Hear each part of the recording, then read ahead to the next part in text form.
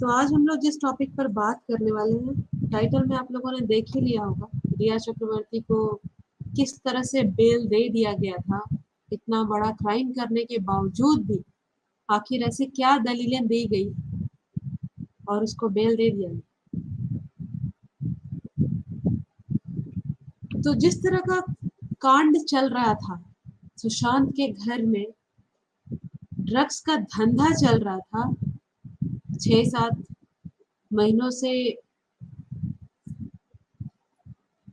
मतलब धुआं उड़ाकर ड्रग्स यूज हो रहा था और कुछ हो ही नहीं रहा था। जैसे जब आप वो जो बेल ऑर्डर है उसको पढ़ेंगे तब आपको समझ आएगा कि कैसा खेल खेला जा रहा था कि सिर्फ हर तरफ ड्रग्स ड्रग्स ड्रग्स, वो लिया, वो लेकर के आया, उसको ऑर्डर दिया गया। और उसको किसको? सुशांत के अलावा बाकी सारे लोग जो भी रहते थे सिर्फ ड्रग्स का ही खेल खेल रहे थे। और चैट्स में तो हम लोगों ने देखा ही है कि किस तरह से इंस्ट्रक्शन दिए जाते थे कि इतनी बूंदे मिलाकर दे दो और वो सोता रहेगा, और फिर जब उठे फिर इतनी बूंदे दे दो।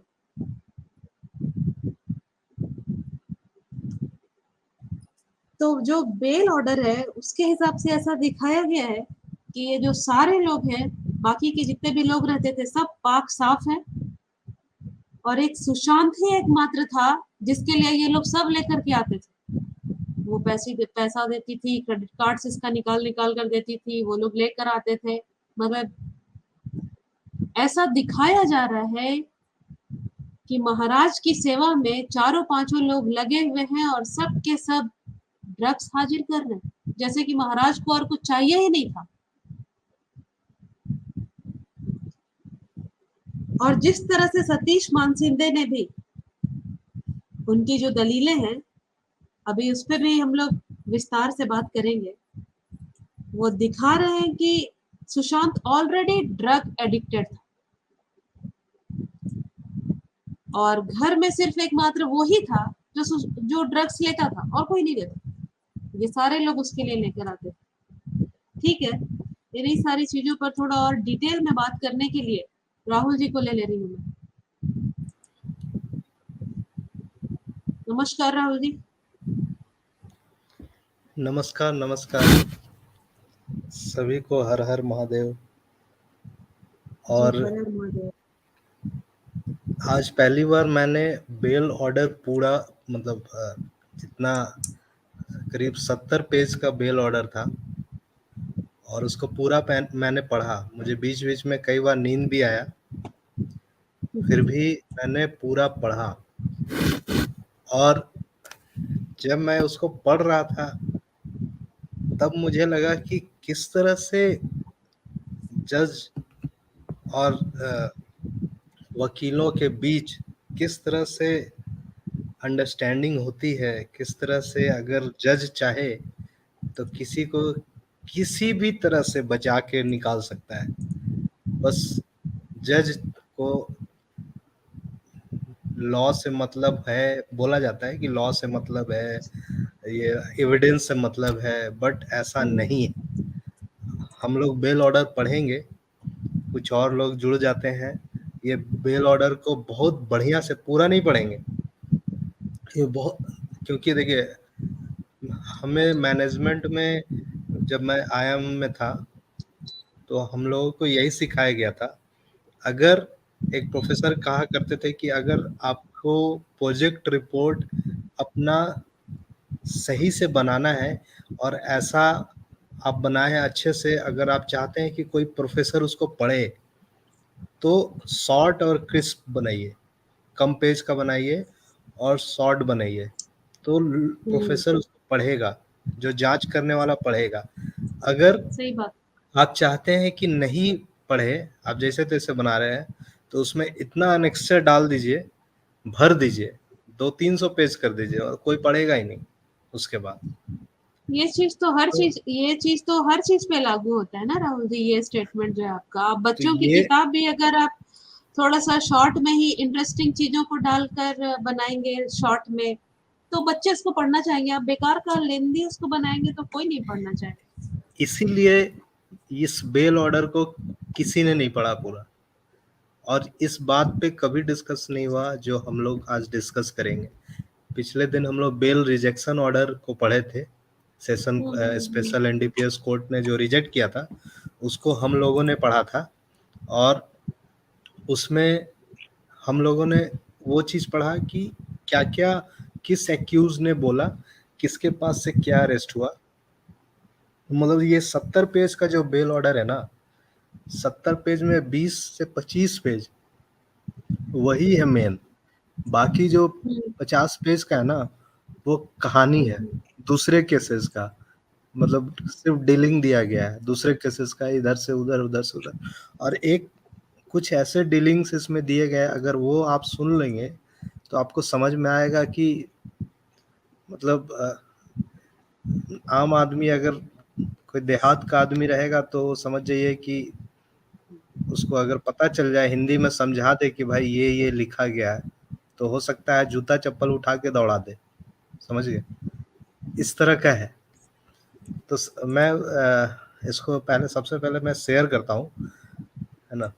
आप कमेंट्स वगैरह देखते रहिएगा, मैं इसको थोड़ा सा शेयर करता हूँ और थोड़ा जल्दी में करूँगा, है ना, ज़्यादा टाइम नहीं लूँगा इसमें, क्योंकि मेन जो पॉइंट है उस पे आना चाहता हूँ मैं।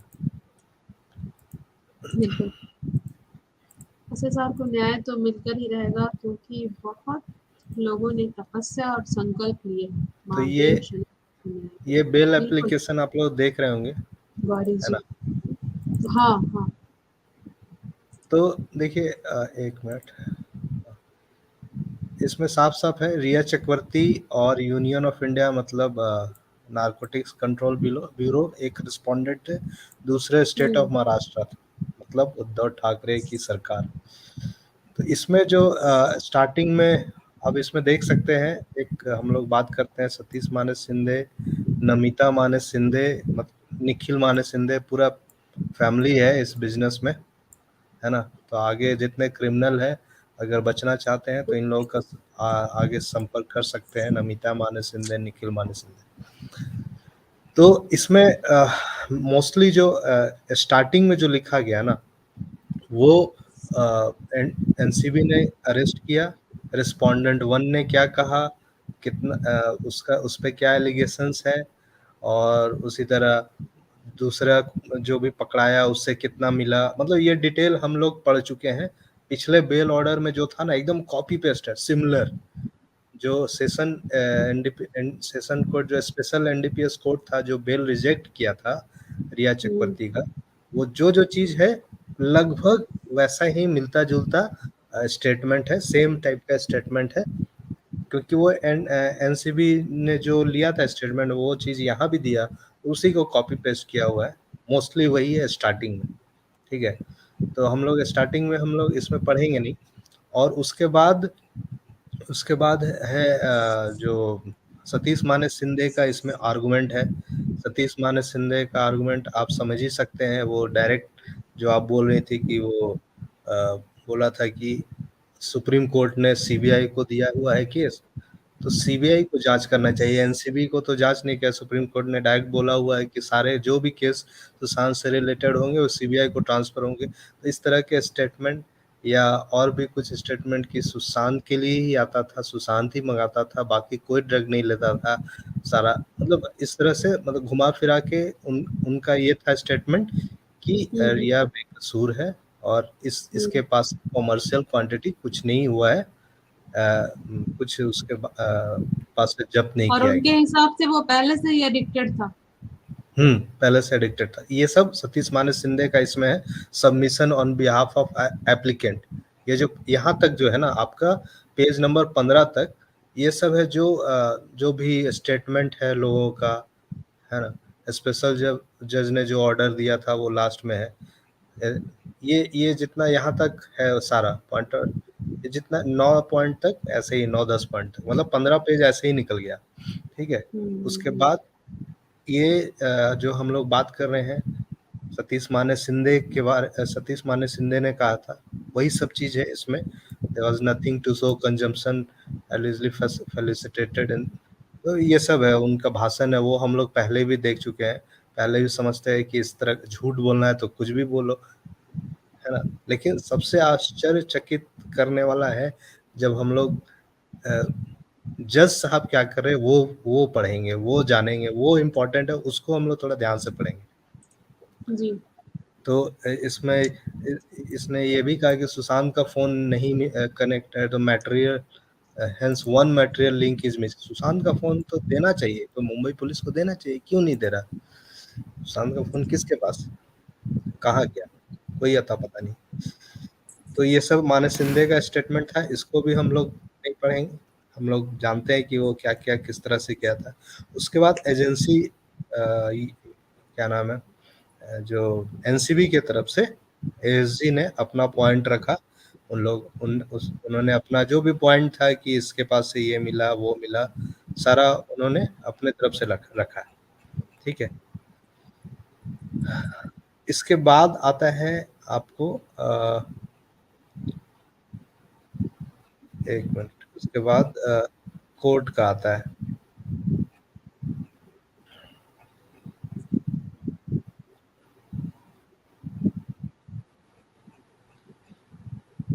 इसमें थोड़ा थोड़ा हम लोग बीच बीच में पढ़ते चलते हैं। As mister Manas Shinde has raised the basic issue as to whether NCB was competent to conduct this investigation। जब वही चीज़ है, सीबीआई को ट्रांसफर किया गया चक्रवर्ती, हाँ ये वाला वही चीज़ है जो अभी बात कर रहे थे हम लोग। एक इस चीज और मैंने जो ध्यान दिया है ना राहुल जी, मैं थोड़ा यहाँ पे बीच में आपको रोक के बोलना चाहूंगी कि जो भी स्टेटमेंट एनसीबी की तरफ से दिया गया है उसमें यही बताया गया है कि अब चाहे जो लोग भी पकड़े गए हैं वो लोग ऐसा बोलते होंगे, सब कोई यही बात बोल रहा है कि हम लोगों से रिया और सुशांत मंगवाते थे।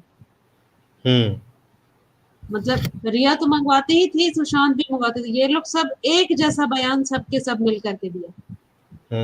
और वही चीज को फिर एनसीबी बोल रही है कि रिया और सुशांत मंगवाते थे। सुशांत तो है नहीं बोलने को भाई। हाँ, मैं तो लास्ट दिन भी बोल रहा था कि सुशांत मंगवाते थे, तो मान लीजिए आप, वो अपने मुंह से बोलते थे, आपके पास क्या प्रूफ है? दिखाइए, कुछ और मैसेज है सब उनके के मोबाइल से? सबका एक जैसा स्टेटमेंट, चारों उनके पांचों मोबाइल जो का लोग कोई थे। मैसेज है, चैट है? कुछ हाँ नहीं है। नहीं, ठीक है, कुछ उसका नहीं है। एक चैट नहीं है ड्रग्स से रिलेटेड। अरे सब मिला हुआ है तो फिर क्या, जो ड्रग्स ला रहा है वो क्या बोलेगा? तो बचने के लिए कुछ भी बोलेगा ना।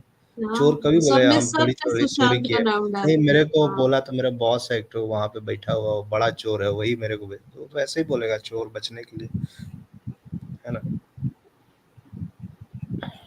हम्म।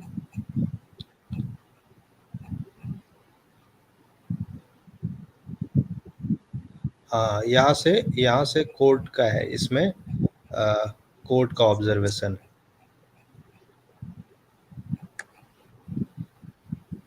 ठीक है। कोर्ट पहले ये डिस्कशन करता रहा इसमें, हम लोग पढ़ते हैं कोर्ट का क्या है, ये इम्पोर्टेंट है।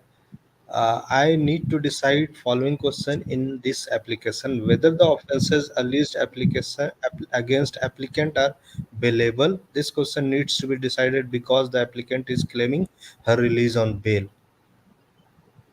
Offences are non-bailable. If the offences are non-bailable, then as to whether rigors mentioned in this is applicable. If such rigors are not applicable, not and applicable. if the offences are non-bailable, whether the court should exercise exercise its discretion to grant or refusal, whether all the offences under NDPS are non-bailable। तो इसमें इन्होंने बार बार यही पूरा discussion हुआ है। बहुत सारे cases को लिया गया है कि अलग अलग केस को लिया गया। देखिए, Stephen Mueller versus state of Maharashtra, फिर इसमें जजमेंट क्या था, इसमें offences to be cognizable and non bailable, मतलब इस तरह का केसेस उठा के इसमें डाला गया है, इसमें बेल ऑर्डर में। ठीक है। हाँ हाँ हाँ। Limited to construction in cases of conflict between plain language of provision. ये बस दूसरे केस का है, मोस्टली आप देखते जाइएगा, इसमें यही बात किया जाए कि ये एनडीपीएस का जो भी एक्ट है वो बेलेबल है या नॉन बेलेबल है, इस पे डिस्कशन हुआ। जबकि सुप्रीम कोर्ट ने साफ साफ कहा है कि क्वांटिटी से मतलब नहीं है। एनडीपीएस अगर आप पे लग रहा है तो नॉन बेलेबल है, तो इस पे बार बार हर तरह का वैसे ऑफेंस टू बी कॉग्निजिबल इस तरह का पूरा लिखा गया है, अलग अलग केसेस को उठा उठा के उसमें पूरा लिखा गया है। Recent years, India has been facing a problem of transit traffic in illicit drug, the spillover from मतलब कहानी कहानी जो बोला ना कि एनेक्सर डालते जाओ उसी तरह है। मतलब 15-16 पेज तक था, उसके बाद ऐसे ही है। According to section 33(7) was amended, marginal note amended, offence to be cognizable, फिर वही है उसी तरह का भाषण। अलग अलग यहाँ पे देखिए आप पुराना केस उठाया है, उसके उसके बारे में लिखा गया है। Thus, for the first time there was reference to a special provision of bail for offense under NDPS। फिर बताया कि कब इस तरह का केस उठाया गया पनिशबल, इसमें भी पूरा कहानी है ना। अब देखिए ये सब जितना है ये सब अलग अलग केस का दिया हुआ अमेंडमेंट जो हुआ है, क्या क्या अमेंडमेंट हुआ है, ये सब देने का क्या जरूरत था इसमें। मतलब मतलब ये सब उस केस में अगर दिया गया है तो फिर अब यहाँ पे भी वही होगा। मतलब ये सब कहानी दिया गया पूरा। देखिए 2000 act was further amended however significantly the structure of section 32 did not change। Stephen, ठीक है। 1985 acts except section this all other offences were non bailable as per seduce hereway at necessity was felt to make offense। मतलब ये सब कहानी बताया गया। State of Punjab versus Baldev Singh, देख रहे हैं ना, आप देखते जाइए, ये बेल ऑर्डर है, बेल ऑर्डर आप पढ़ते जाइए। कौन पढ़ेगा ये सब, मैं पढ़ा हूँ ये सब कुछ नहीं है, ये जब दिख रहा है सामने ये सब वही है, बीच दूसरे केस का कहानी है। As can be seen, Honorable Supreme Court considered the Amendment Act of 1988 in detail, and in clear terms it is mentioned that no uncertainty that section 37 makes all the offense under the act to be cognizable and non-bailable, and also lays down stringent condition for grant of bail। ये वाला बात अभी मैं बोल रहा था कि supreme court ने बोला है एनडीपीएस, ठीक है। उसके बाद अब आइए आगे आते हैं, मजा आएगा वो वाला जब कोर्ट जब रिया चक्रवर्ती केस पे डिस्कस कर उसके बारे में बोलता है। अभी तक ये कहानी है ये सब, ठीक है। Honourable supreme court further observe that despite of his, ठीक है, ये सब पुराना है कहानी। The situation has not change since 1999।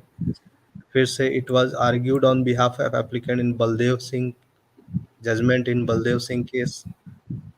ये देखिए बलदेव सिंह, स्टीफन मुलर, यही सब केस का कहानी लिखा हुआ है सारा, ठीक है। It was contended on behalf of applicant and is particular Subodh Desai, mister Tarak Syed, objection fleeting reference and do not have binding effect, this contention will have to be rejected। ये सब पुराना है। म्युनिसिपल कमिटी अमृतसर, ये भी देख लीजिए। इंडीड केरला केस साइटेड, ठीक है, दूसरे दूसरे केस का जजमेंट इसमें दिया गया है, सब कहानी बताया। Lakshmi Devi versus state of Bihar and others, इसमें भी कहानी है। अब देखिए 43 पेज हो गया, सिर्फ अभी तक कहानी चल रहा है दूसरे दूसरे केस का। 15-16 पेज के बाद से 15-16 पेज तो वो स्टेटमेंट है लोगों का, बीच में फिर 3-4 पेज क्या नाम माने सिंधे और एनसीबी के जो थे एएसजी उनका है। उसके बाद से आप देखिए यहाँ पे बीच तो सारा केसेस ही गिना रहे हैं ये लोग। अभी तक केस ही हम लोग गिन रहे हैं, केस गिन रहे हैं। Director of settlement Andhra Pradesh versus MP, hmm. है ना, ये भी देखिए उसी तरह से है। मकटूल सिंह, स्टेट ऑफ पंजाब, मतलब बेल ऑर्डर में ये सब इसीलिए दिया है, कोई पढ़े नहीं, ऊपर में पढ़ के निकल जाए, लेकिन मैंने बहुत मुश्किल से इसको पढ़ा है, ठीक है, अभी तक वही चल रहा है। हम्म, मतलब ये पूरा कहानी इसीलिए लिखा गया है पूरा कि किसी तरह मतलब कहीं ना कहीं से पॉइंट निकालें और इनको बेल देना है, किसी भी तरह से बेल देना है। तो इस तरह से पूरा I am firm view that observation made by honourables Baldev Singh are binding. अच्छा, अब यहाँ से हम लोग पढ़ते हैं थोड़ा।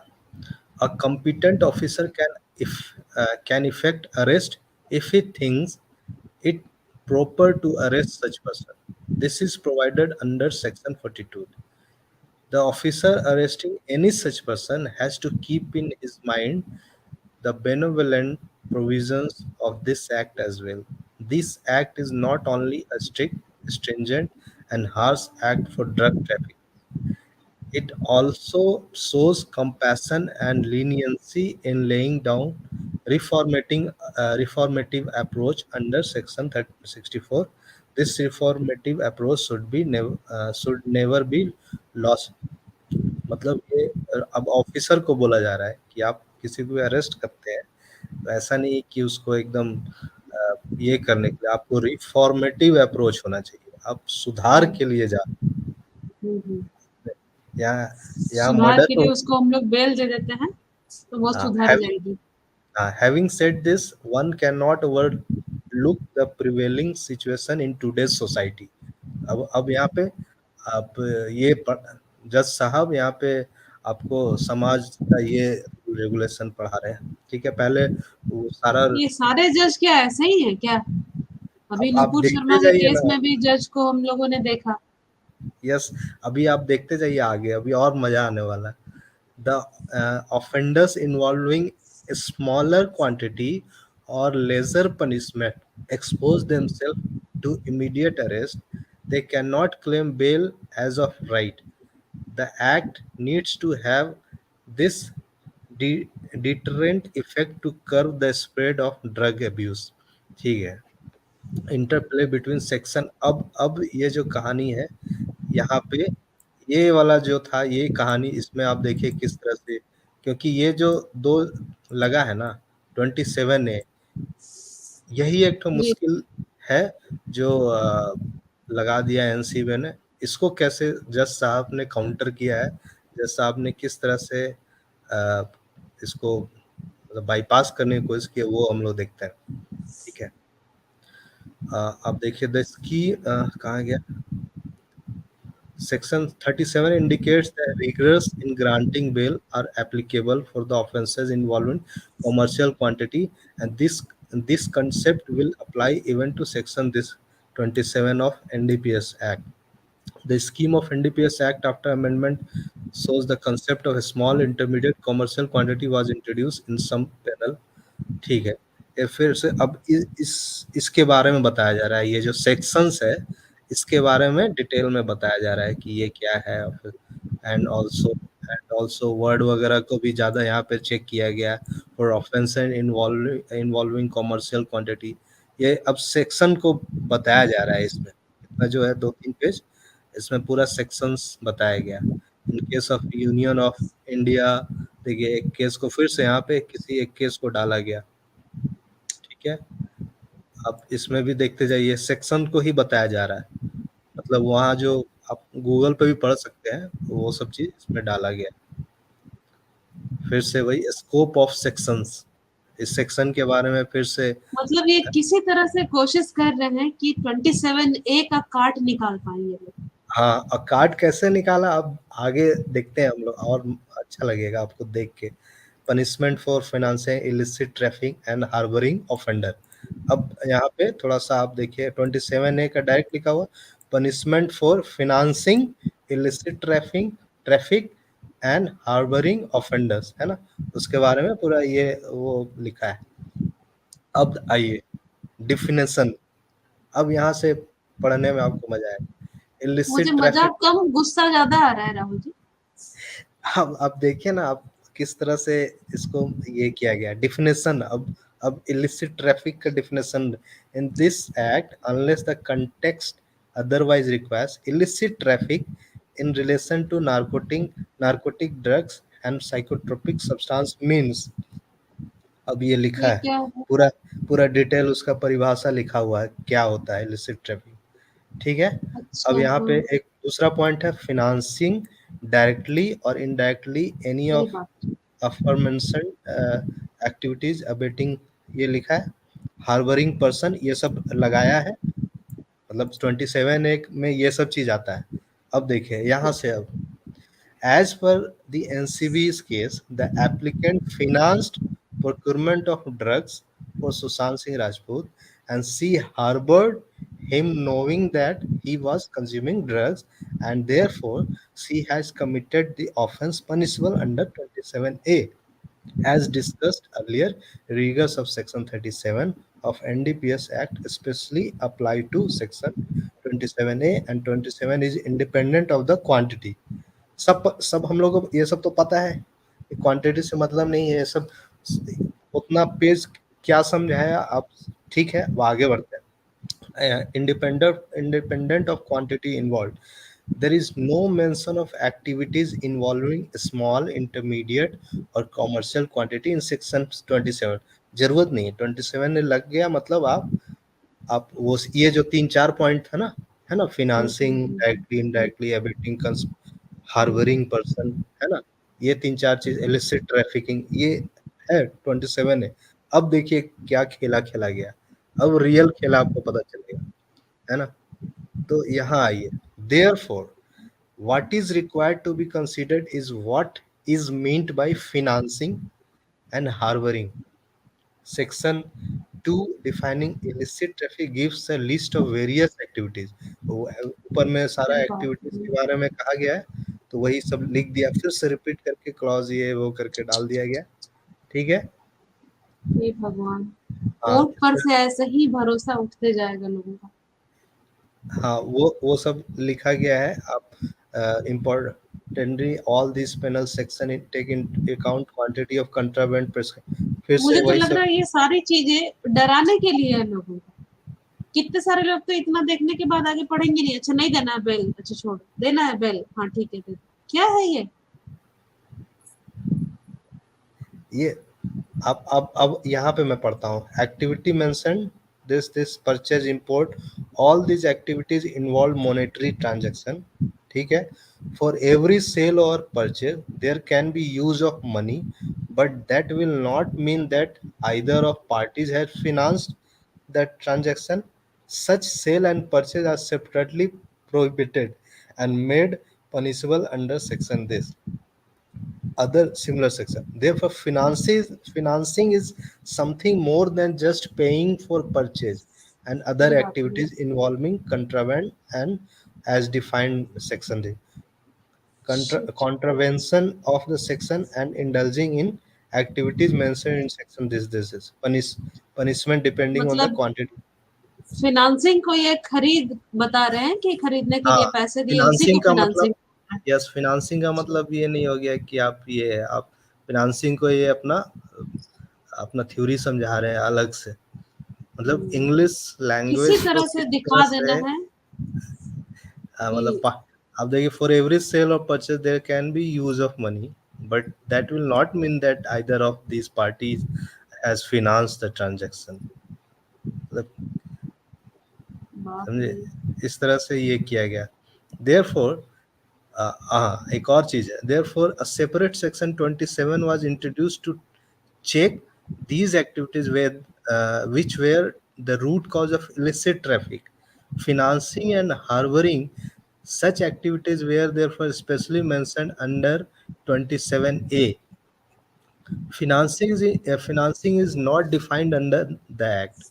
बाप रे! अच्छा, ठीक है, ये फिनांसिंग को डिक्शनरी डिफाइन की। नहीं किया, मतलब द कॉन्साइज ऑक्सफोर्ड डिक्शनरी, देखिए ऑक्सफोर्ड अरे डिक्शनरी पे आ बाप गए। रे! The concise Oxford dictionary defines the word finance as one the management of a special public money monetary support for an enterprise। Financing का वर्ड समझाया ये जा रहा है। जज साहब क्या समझते हैं, मतलब लोगों को ये क्या समझ के रखे? अब यही वो मैं दिखाना ये चाह रहा था, कुछ आप भी देखिए। बोलेंगे, लोग सुनेगा और बस मान लेगा। आपकी तो कोई इज्जत ही नहीं बची जज साहब। ये क्या बोल करके आप दे रहे हैं? आप फाइनेंसिंग को ऑक्सफोर्ड डिक्शनरी में खोजने के लिए हम लोग को भेज रहे हैं? किसी को मतलब पता ही नहीं फाइनेंसिंग क्या होता है।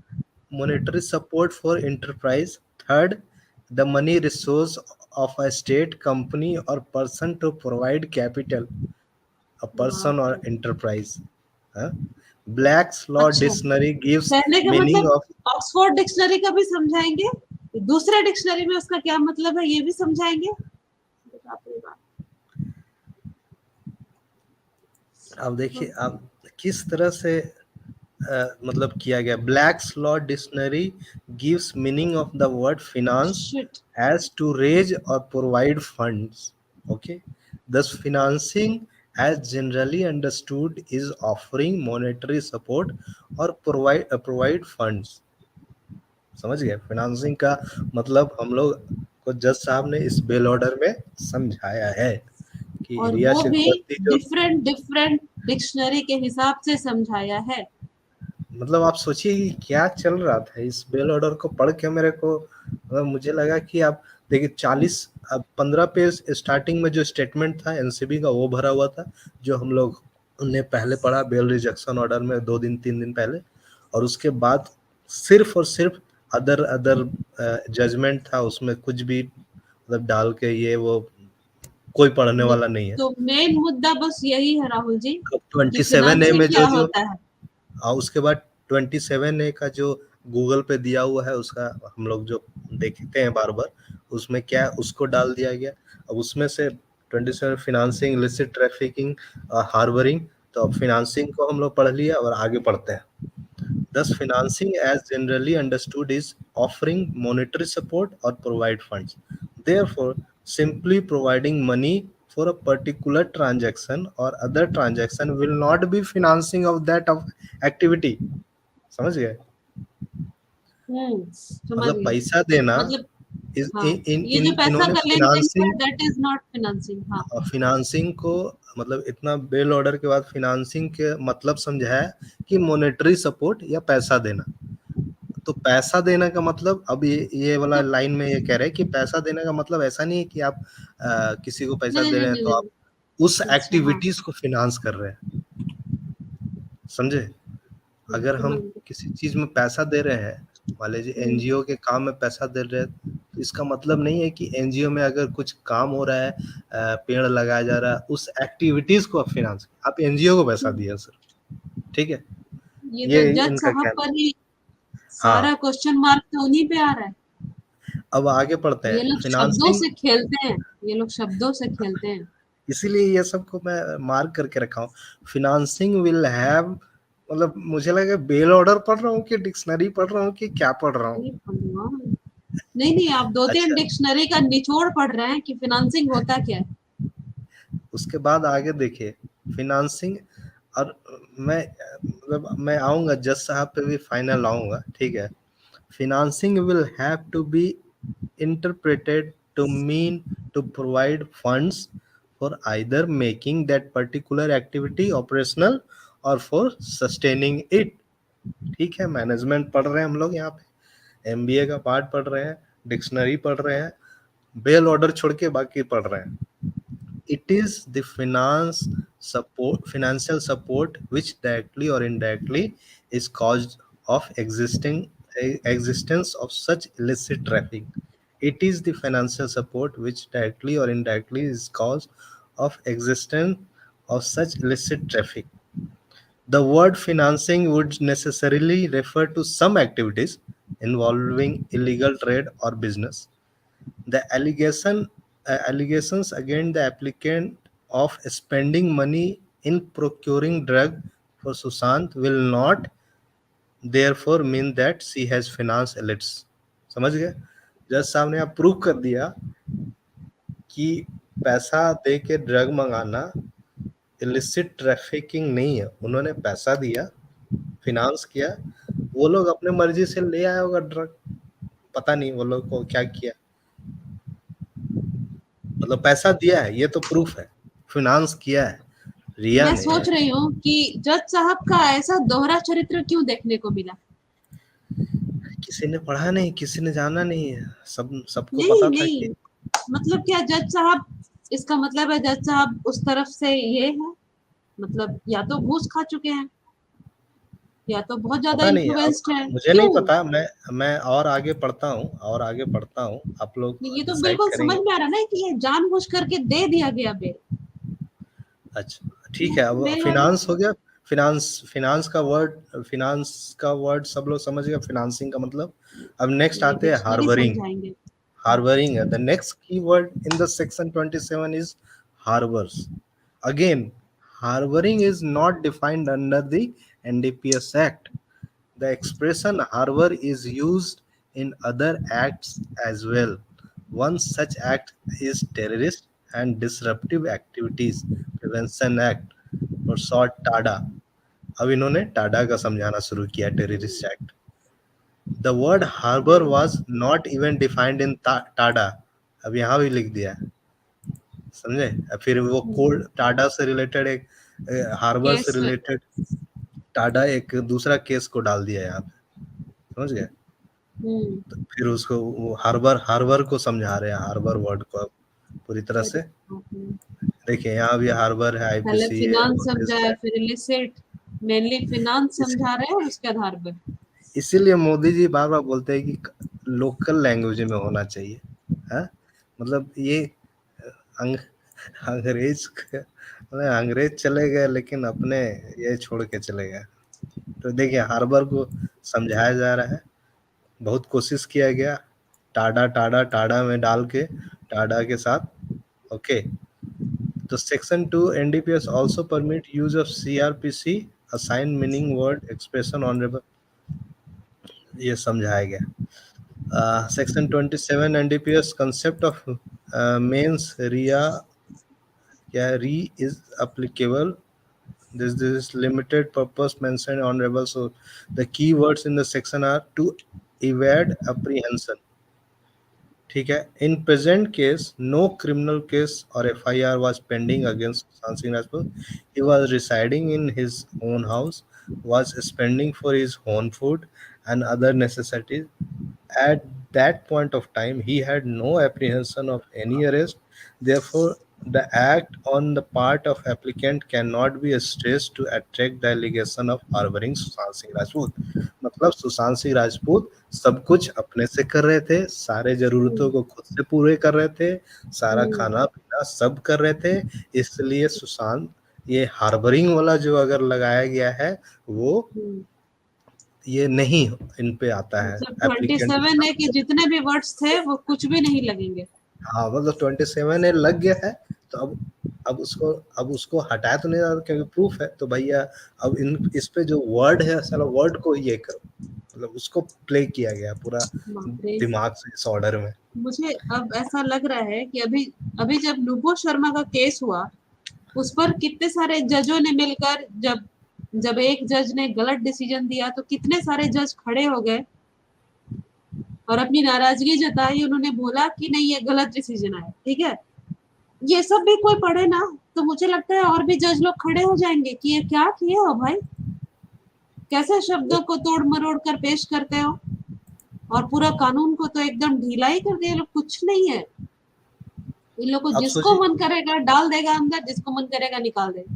अब कोई सोचिए रूल नहीं है ढंग का।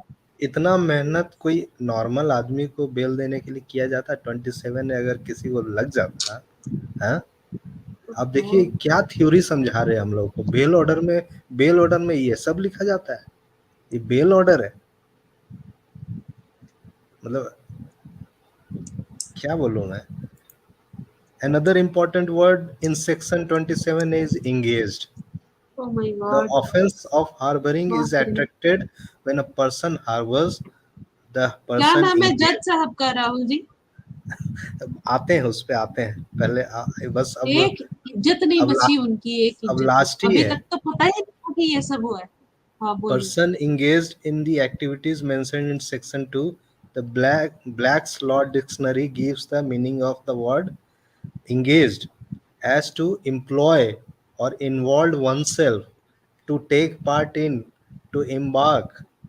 Thus, if section 27 is read in its entirety, it indicates that financing is in respect of illicit trafficking through which the financer expects monetary or other return.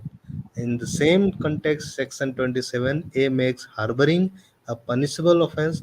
Harboring is in respect of a person who is engaged in such activities.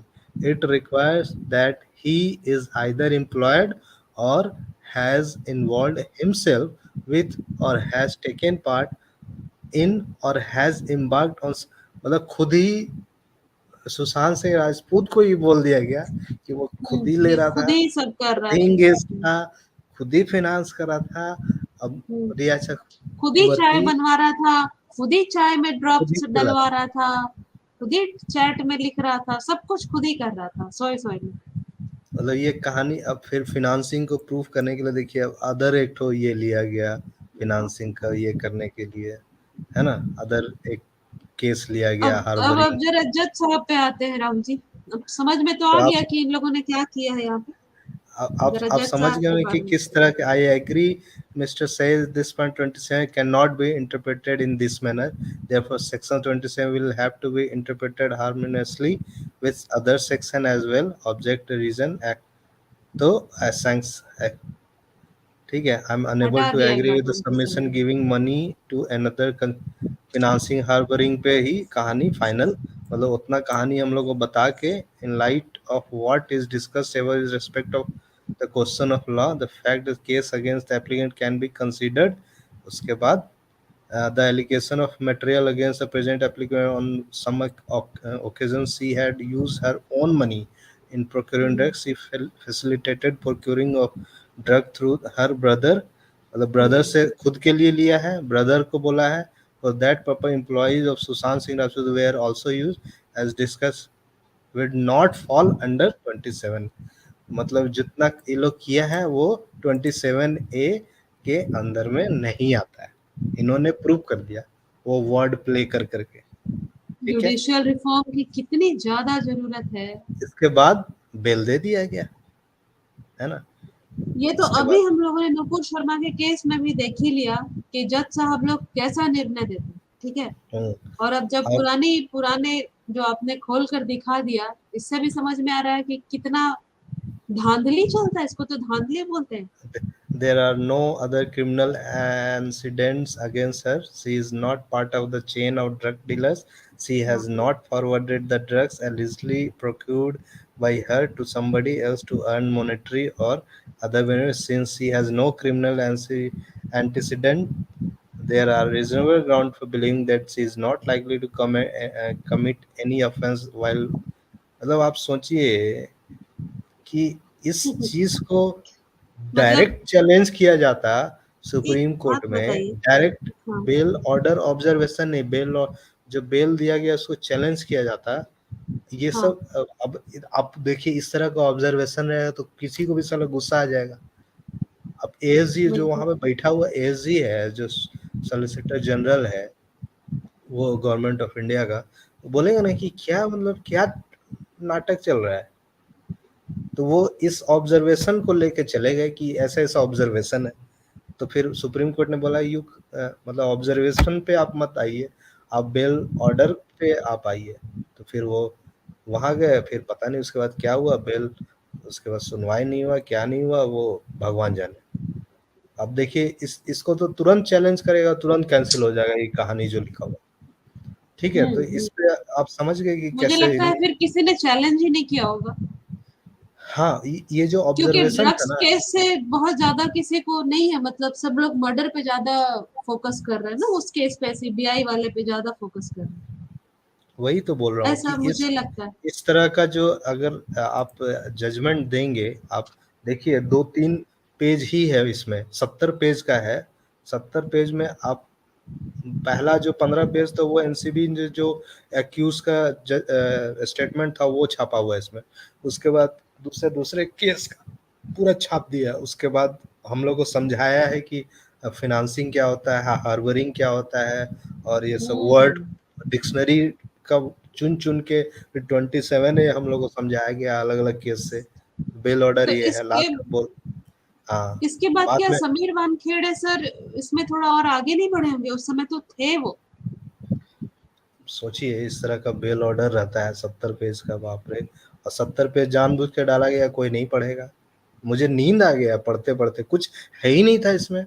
बस last में जब आया तो मुझे लगा अरे यार ये क्या तमाशा कर दिया है, बेल ऑर्डर है ये, तो मैनेजमेंट और ये सब नाटक कर रहा है इस तरह से। तो फिर मैं आपको क्या बोला लगता है ये जज साहब का ऐसा डिसीजन क्यों आएगा? क्यों आएगा? तो फिर हम्म, मैं जज साहब के पता करने गया कि भैया कौन है ये, थोड़ा सा पता चले ऐसा। जी अगला भाई क्वेश्चन यही लॉ, आ रहा माइंड में। हाँ लॉ, जो लॉ से नॉलेज रखता है, इस तरह का चीज इस तरह से तो कभी नहीं ऐड करेगा। तो फिर मैंने थोड़ा सा जज के पीछे गया, जज के पीछे जब गया तो फिर मुझे पता चला कि जज साहब तो इंजीनियर है। अरे बाप रे, इंजीनियर तो आजकल चना भूंजा जैसा हर जगह मिल जाता है भाई, इंजीनियर। तब मुझे लगा वो ये काम ओहो, इंजीनियर ही कर सकता है। अच्छा। हे भगवान, बड़ी बेइज्जती है ये तो, इसमें खुशी ऐसे मत पब्लिक को समझिए। घुमाने वाला मैं इसको अदरवाइज नहीं लो, मैं भी इंजीनियर हूँ, बट ये देखिए आप completed degree course in bachelor of engineering industrial electronics. ये इंडस्ट्रियल इलेक्ट्रॉनिक्स ये सब थोड़ा सा फर्जी टाइप का ब्रांच रहता है, ठीक है। आप जनरल नहीं सुनेंगे, ये सब बहुत कम लोग करते हैं, कहीं कहीं से, पुणे यूनिवर्सिटी से। फिर there after completed is law course from Siddharth law college Mumbai. पूरा इनका मुंबई ही में रहा है सारा कहानी। हम्म, वहीं से सेशन कोर्ट से पहले वकील थे, फिर धीरे धीरे धीरे धीरे बढ़ते बढ़ते हम्म, तब मुझे समझ में आया कि भाई आप एनसीबी इसको डबल सिंगल बेंच से सेटिस्फाइड नहीं थी, बॉम्बे हाई कोर्ट में ही डबल बेंच पे जाना चाहिए था, ट्रिपल बेंच पे जाना चाहिए था, तुरंत रिजेक्ट हो जाता है, ये कैंसिल हो जाता है इसको। लेकिन पता नहीं एनसीबी क्यों नहीं गए, एनसीबी डायरेक्ट सुप्रीम कोर्ट चले गए। ये सब ऑब्जर्वेशन जो तो फर्जी ऐसा टाइप मतलब घोटाला के इंजीनियर लोग के माइंड में ज्यादा आता है क्या? का नहीं नहीं घोटाला नहीं है, उस बेल नहीं देना था देखिए भाई ना, उनके। शब्दों को किस तरह से इन लोगों ने सर को एक बोल एक दिया गया होगा कि भैया डिक्शनरी बुला रहे हैं, एक डिक्शनरी नहीं, तीन तीन डिक्शनरी बुला रहे हैं कि क्या होता है फिनांसिंग, और क्या होता है हार्बरिंग,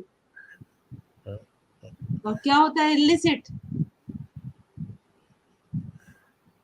पूरा मैं तो सोचा कि भाई ये क्या चल रहा है, ये पूरा बाप मतलब रे, बेल देने के लिए ये सब, मतलब बोल दिया होगा कि बेल देना है, आपको बेल ऑर्डर में जो भरना है मतलब भरते इसको जाओ। आप, इसको अगर तुरंत चैलेंज किया जाता तो इसका बेल तो कैंसिल हो जाता मुझे लग रहा है। अरे बेल ऑर्डर में दम ही नहीं है ये।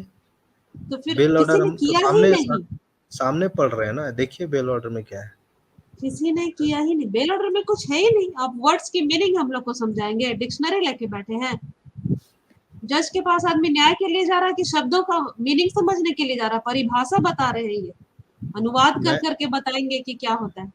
मैं आपको क्या बोला कि हम लोग को मैनेजमेंट में इंजीनियरिंग कॉलेज में बताया था अगर रिपोर्ट सही से पढ़वाना है तो भैया कम पेज का दो, हम लोग पढ़ेंगे, अगर नहीं पढ़ाना है तो भर दो पेज, कोई नहीं पढ़ेगा। तो ये सब कौन पढ़ेगा, नींद आने वाला चीज है, बेल ऑर्डर है ये। हम्म, ये क्या कमेंट्स मेरा पढ़ने के लिए कमेंट बोला जा पढ़िए रहा है, कमेंट्स प्लीज। पढ़िए। हाँ मैं पढ़ ही रही और थी मैं लेकिन और इनका इनका कुछ कुछ जजमेंट और दिखाता हूँ, मैं इनका खोज के रुकिए लाया रुकिए, हूँ पहले कुछ। कुछ कमेंट्स ले लेते हैं ना, उसके बाद बताइए। डोंट बट फॉरगेट ऐसे इस सब। डोंट फॉरगेट, 70 पेज ऑर्डर के तुरंत बाद प्रत्येक दिन जानबूझकर वानखेड़े जी को, हाँ सही सही बोल रहे हैं ये। नवाब मलिक तो उस समय अ, पढ़ ही गए थे, बिल्कुल उसके पीछे पड़ गए थे, समीर सर के पीछे पड़ गए थे बिल्कुल। हाँ उसके बाद तो उनका कहाँ ध्यान रहेगा कि वो नहीं तो वो, अगर ऐसा आता वो जरूर ध्यान दे करके इसको कहीं और चैलेंज करते या करवाते, लेकिन उनको खुद ही मेंटली इतना टॉर्चर किया जाने लगा। सही बोल रहे हैं। ये रत्नेश जी का कमेंट है थोड़ी देर पहले से भी वही लिख रहे हैं, to all come protest again at CBI, kindly select a date for this with help of Ganesh and Sahil, it's urgent now, we have to show the power again। जी रत्नेश जी, मैं तो यही बोलूंगी कि जितना ज्यादा प्रोटेस्ट, आप सही बोल रहे हैं, मैं आपसे अग्री करती हूँ, जितना ज्यादा प्रोटेस्ट हो सकता है करना है। और जिस दिन भी आप लोग करिए, वहां पे जो जो लोग अवेलेबल रहा, अगर हम लोग वहां अवेलेबल रहे तो हम लोग भी पूरी कोशिश करेंगे। रोड प्रोटेस्ट होना बहुत जरूरी है। और डिजिटल प्रोटेस्ट तो चल ही रहा है, बॉयकॉट करते रहिए। बहुत बड़ा आप लोग बॉयकॉट करके बहुत बड़ी चोट दे रहे हैं आप लोग, तो उसको भी कम मत आकिए। लेकिन हाँ, सीबीआई के सामने फिजिकली भी जाना जरूरी है, सीबीआई के ऑफिस में, सही बोल रहे हैं आप। Now zonal director of NCB Mumbai, Sameer Wankhede sir की तो बहुत जरूरत है। तो फिर मैं कबाब जज साहब के फर्स्ट है। कुछ जी केसेस बिल्कुल के सर। बारे में फिर गया मैं। तो फिर मुझे मुझे दिखा एक ये कि भाई एक फर्म डायरेक्टर था, उसको प्री अरेस्ट बेल दे दिया गया। उस पे अबेटमेंट टू सुसाइड का केस था। उसके एक एम्प्लॉई था, उन्होंने सुसाइड कर लिया था। तो उनकी वाइफ ने बोला कि इनको बहुत वर्क स्ट्रेस दिया जाता था। तो सर जी, जज साहब ने, जस्टिस क्या नाम था इनका, कौन, कोतवाल, सारंग कोतवाल, तो इन्होंने उसको प्री अरेस्ट बेल दे दिया। मतलब वो सुसाइड केस को आराम से वो बच के निकल गया, वो जो भी था फर्म डायरेक्टर जो था उसके कंपनी का। Trial court has no authority to question high court order. मतलब लगता है कि सिर्फ हम ही लोग क्वेश्चन नहीं कर रहे हैं, पहले भी इनसे सवाल हुआ, नीचे ट्रायल कोर्ट ही कर दिया। Bombay high court pulls up trial court for not releasing accused on bail despite high court order. मतलब इनका ऑर्डर पे पहले भी नीचे का कोई का रिलीज नहीं किया। ऐसा ऑर्डर देंगे तो भैया कोई भी नहीं सुनेगा। पता नहीं एनसीबी ने कैसे सुन लिया। नहीं नहीं, ये तो बात सही है, जो हमारे एसएसआर वॉरियर्स भी ये बात लिख रहे हैं, क्योंकि उस समय एनसीबी के जो मतलब समीर वानखेड़े सर पे अलग अलग तरह का प्रेशर बनाया जाने लगा। मतलब सब मिल करके, जैसे कि साजिश कैसे चली जाती है, उनको कहीं और फंसाने लगे ताकि उस समय इस पे ना करे, कोई कोई ऑब्जेक्शन ना उठाए। और इसमें से एक लाइन कहीं से उठा के, है ना, ये तो हम्म। 27A को ही ये थ्योरेटिकली ये मतलब अलग बता दिए, परिभाषा ही कुछ और बता दी 27A का। तो और इसमें से ही वो जो लास्ट का एक दो लाइन उठा उठा के बॉलीवुड वाले तो वो सब उसको ट्वीट करने लगे कि ये तो नहीं की है, ये तो नहीं की है, मेरी हम्म। बच्ची बहुत ही सोहनी बच्ची है, मेरी जो बहन है वो बहुत ही सुधरी हुई है, ये है वो है, वो सब अलग अलग अपना ट्वीट करने लगे। वो वही मीडिया में चलने लगा एकदम जबरदस्त ढंग से। ये बेल ऑर्डर कौन पढ़ता है? हुँ? उस समय आया भी नहीं होगा उतना जल्दी, कुछ दिन बाद आता है, 10 दिन बाद, ठीक है। हम्म। इसमें देखिए इनका इनका इनका एक और, justice Kotwal expresses anguish over incorrect reporting of war and peace remark. Bhima Koregaon में भी इनका रिमार्क्स है, वार और पीस रिमार्क्स वर्ड पे बहुत जाते हैं ये, हाँ? मतलब जो हो रहा है उस पे नहीं ध्यान देते हैं, वर्ड प्ले बहुत खेलते हैं। हम्म। मतलब मर्डर कर दिया होगा किसी का तो फिर वो नाइफ पे जाएंगे, वो किस चीज से मर्डर किया, उस वर्ड नाइफ में ये सूट करता है कि नहीं, ऐसे खेला खेलेंगे। हम्म। Offenses under law other than IPC punishable with imprisonment of 3 years or more are cognizable non-bailable। ये किसी और के लिए ये तो नॉन बेलेबल बोल रहे हैं, 3 इयर्स और उससे ज्यादा। तो 27A तो 10 साल का है, लेकिन 27A को तो इन्होंने परिभाषा ही चेंज कर दिया है पूरा ऑर्डर में। हम्म। मतलब खेल जबरदस्त। और ऐसा नहीं है कि हम ही लोग इनसे सवाल पूछे, if you don't respect the system you will not, you will get no respect. Bombay high court क्या reprimands lawyers refuses to accept his apology. कि अब लॉयर था ना, कोई माइक्रोफोन ऑफ करना भूल गया और कुछ कुछ हम्म। बोलने लगा, बा कोतवाल चा कोर्ट मध्ये किती गर्दी आहे, कुछ बोल रहा होगा कोतवालच्या कोर्ट मध्ये किती गर्दी आहे तो मतलब कोई सुनता नहीं है लगता है इनका। इसीलिए लगता है इस सिंगल बेंच के जज बेंच के पास गया।